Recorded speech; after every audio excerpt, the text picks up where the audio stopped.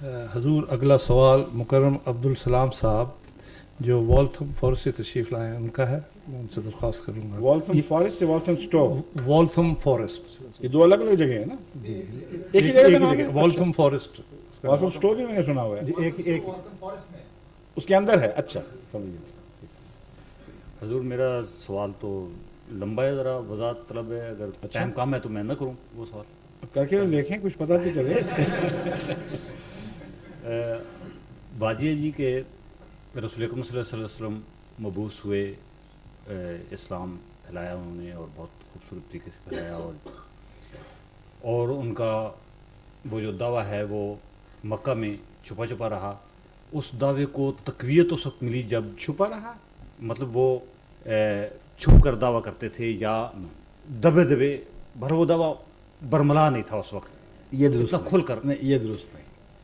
معاف کرنا، جی قرآن اور تاریخ اسلام اس بات کو جھٹلا رہے ہیں.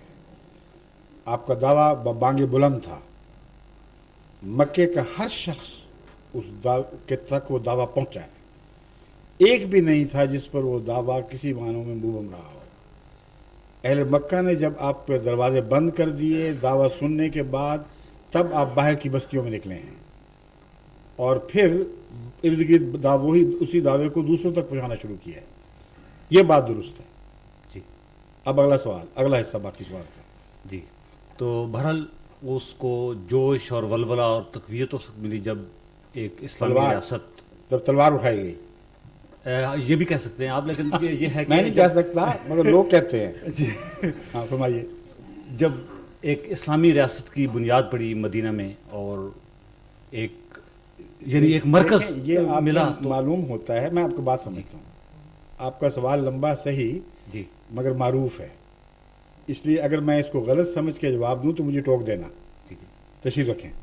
ٹھیک ہے. یہ سوال زیادہ تر مودودی کتب کے مطالعہ سے ابھرتا ہے، کیونکہ مودودی صاحب نے لکھا کہ آن حضرت صلی اللہ علیہ وآلہ وسلم نے واض و نصیحت کے سارے ذرائع استعمال کر لیے، حکمت اور پیار سے سمجھانے کی جتنی تدبیریں تھیں اختیار کی. جب وہ ناکام رہی اور نصیحت بیکار گئی، تب جب تلوار ہاتھ میں لے کر آپ نکلے ہیں تو صدیوں کے زنگ اس تلوار نے کاٹ دیے، اور یہ فتح اسلام ہے ان کے نزدیک. اگر تلوار کے ذریعے دل فتح ہو سکتے ہیں تو پھر اسلام کی کوئی بھی حقیقت نہیں. وہ مذہب جو دلائل اور دعوی سے دلوں کو گھائل نہیں کر سکتا، سر کٹنے پر اگر وہ جرائج ہو بھی جائے اس کی حقیقت ہی کوئی نہیں. اور تاریخ اسلام اس بات کو جھٹلا رہی ہے. وہ اسٹیٹ قائم ہوئی ہی نہیں جس کے متعلق کہا جاتا ہے کہ اسٹیٹ قائم ہوئی تو اسلام پھیلا ہے. آن حضرت صلی اللہ علیہ وآلہ وسلم مدینے میں گئے ہیں، مسلسل آپ کے خلاف سازشیں ہو رہی تھیں.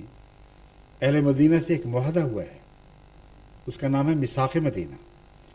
اس میثاق مدینہ کی روح سے آپ نے وہاں زندگی بسر کرنے کے لیے گیو اینڈ ٹیک کے بعد اصولوں کو تسلیم کیا، اور مسلسل اس عرصے میں آپ کے خلاف، آپ کی امہات کے خلاف، آپ کی ازواج مطہرات کے خلاف، مسلمانوں کے خلاف سازشیں جاری رہی ہیں. زہر تک دینے کی کوشش کی جاتی رہی. اور غلبہ کہنا اس کو اس قدر ناجائز بات ہے کہ اس مدینے میں جہاں ابھی بھی آپ کو یہود اور دوسرے عیسائیوں پر عددی غلبہ نصیب نہیں ہوا تھا، وہ اسی طرح بندھے ہوئے قبیلے موجود تھے. اس مدینے پر جنگ احزاب میں سارے عرب قبائل امڑ آئے ہیں. تو یہ کہہ دینا کہ آپ کو فتح نصیب ہو گئی تھی، ریاست قائم کرتی، بالکل غلط بات ہے. جنگ بدر تو پیدا ہو ہی نہیں سکتی تھی. اگر مدینہ جاتے ہی ریاست نصیب ہو گئی تھی تو جنگ بدر کہاں سے آ گئی، جس میں تمام مسلمان چھوٹے بڑے بوڑھے کمزور ملا کر 313 تھے، اور اس کے مقابل پر مکے سے 250 میل سے چل کر آنے والے سوار جوان اونٹنیوں اور گھوڑیوں پر ان کی تعداد 1000 تھی. یہ کیسی ریاست تھی؟ 313 نے اپنی کمزوری کے باوجود 1000 کو شکست دی. یہ الہی ریاست تھی، یہ آسمانی مدد تھی. اس کے سوا سب ممکن نہیں تھا کہ واقعہ ہو جاتا. تلوار کا زور نہیں تھا. پھر اگلی جنگ دیکھیں، جنگ احد. اس میں آن حضرت صلی اللہ علیہ وآلہ وسلم کے مقابلے 700 کے مقابلے پر 3000 کا لشکر تھا، جنگ غفیر تھا، اور اس وقت بھی جب جنگ نے پلٹا کھایا ہے تو آپ کی حالت بالکل کمزوری کی تھی، یہاں تک کہ ایک موقع پر اعلان ہوا کہ آپ شہید ہو گئے ہیں۔ اور مدینے میں قرآن فرماتا ہے خوب منافقوں نے باتیں اڑائیں اور جگہ جگہ چہمگوئیاں ہوئیں، مذاق اڑائے جانے لگے، اور حضرت محمد صلی اللہ علیہ وسلم نے کوئی جوابی کارروائی نہیں کی۔ اس کو تلوار کی ریاست کہا جاتا ہے۔ پھر آگے جب جنگ احزاب ہوئی ہے تو آن حضرت صلی اللہ علیہ وسلم کے تمام حمایتی جو آپ کے ساتھ تھے، ٹوٹل تعداد 3000 سے زیادہ بتائی نہیں جاتی، اور سارے عرب قبائل نے آپ کو گھیر لیا تھا۔ اہل مدینہ نے اپنی مدد کھینچ لی، یہود نے اس خلاف وعدے کی خلاف ورزی کی کہ اگر کوئی حملہ آور ہوا تو ہم آپ سے دعا نہیں کریں گے، ہم آپ کے ساتھ ہو کے لڑیں گے۔ ساتھ لڑنا تو درکنار، ان سے سازشیں کیں اور پیٹھ میں چھرا گھونٹنے کی کوشش کی، تب وہ واقعات بھی نما ہوئے ہیں جو بنو قریظہ وغیرہ کو سزائیں ملی ہیں۔ تو اس کو کون اسلامی ریاست کہتا ہے؟ آن حضرت صلی اللہ علیہ وآلہ وسلم فتح مکہ تک کسی ریاست کے سربراہ تھے نہ، آپ کو اس میں کوئی دلچسپی تھی، اور فتح مکہ تلوار سے نہیں ہوئی۔ کون سی تلوار تھی جس نے فتح مکہ کیا؟ حکم تھا کہ تلوار چلائی نہ جائے، اور خدا کا وعدہ ہے اور ضرور میں فتح کروں گا۔ حیرت انگیز ہے کہ وہ مسلمان جن کی تعداد صرف 3 سال پہلے تک کلہم 3000 سے زیادہ نہیں بنتی تھی، 10,000 کا لشکر بن کر مکے پر وارد ہوئے، اور اہل مکہ پھر بھی اکثریت میں تھے۔ لیکن جیسا کہ خدا کے رسول نے پیشگوئی فرمائی تھی، لڑائی کے ذریعے نہیں، اللہ تعالیٰ کے روب کے ذریعے میں فاتح ہوں گا۔ چنانچہ تلواریں نہیں چلیں سوائے ایک آدھ کے جو استثنائی واقعات ہوئے ہیں، اور فتح مکہ ہو گئی۔ فتح مکہ کے بعد کسی کو مجبور نہیں کیا کہ دین بدلو ورنہ تمہیں قتل کریں گے، ایک بھی واقعہ نہیں۔ اس لیے یہ جو تصور ہے یہ آپ کے ذہن میں بعض آج کل کے علماء نے غلط ٹھونسا ہوا ہے، جو اسلام کی شان کے منافی ہے، اس کی تائید میں نہیں۔ اسلام اس طرح پیش کریں تو دنیا کو مغلوب کرے گا، کیونکہ اس کے ساتھ اس کے نشانات کی طاقت ہے، اس کے دلائل کی طاقت ہے، اور اسی پیغام کی قدر کی جاتی ہے جو اپنے دلائل کے روز سے، نہ کہ زور کے، نہ کہ تلوار کے زور سے دنیا پر فتح حاصل کر لے۔ اگر تلوار کی فتح کے کوئی معنی ہیں تو پھر کمیونزم کو اسلام سے بھی بڑی برتری حاصل ہو گئی۔ اس نے تلوار کے زور سے اس سے زیادہ لوگوں کو سرنگوں کر دیا جن کو اسلام نے کبھی بھی کیا تھا۔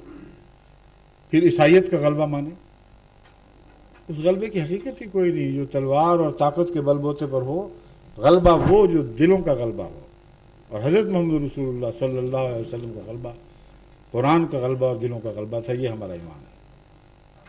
ٹھیک ہے، ایک سوال حال ایک ابھی کچھ تھوڑی سی پیاس باقی، آئیے۔ حضور اصل میں میرا سوال لمبا تھا، درمیان میں میرا مقصد یہ نہیں تھا کہ تلوار، میں یہ نہیں ثابت کرنا چاہتا۔ حکومت میں نے ثابت کر دیا، حکومت یا نفاذ اسلام، وہ رسول اکرم صلی اللہ علیہ وسلم کے نفاذ اسلام بھی نہیں ہوا۔ میں یہی تو بتا رہا ہوں آپ کو، میں جواب دے چکا ہوں۔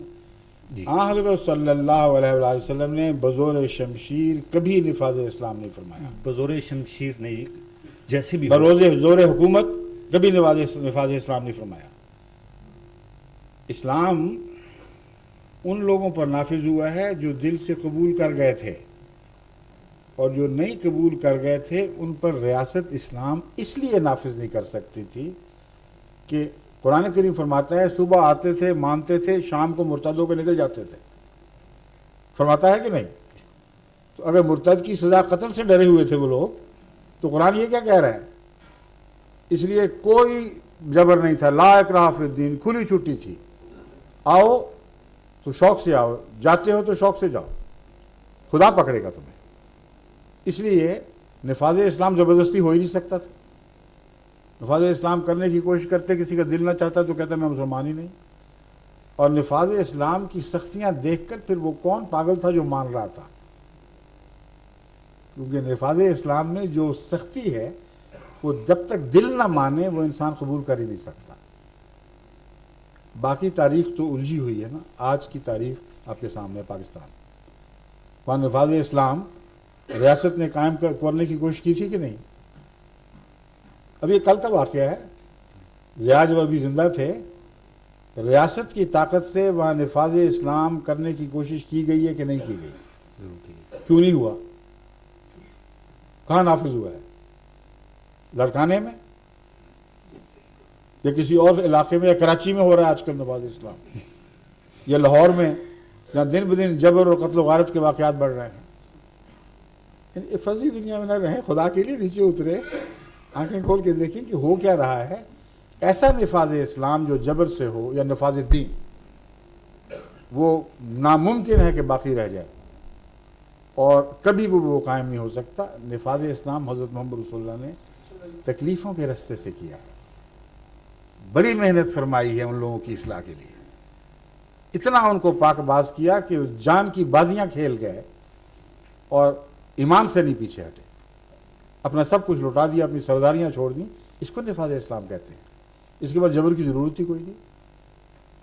جب دل مان گئے کہ میاں بیوی راضی، کیا کرے قاضی. ٹھیک ہے، شکریہ. حضور یہ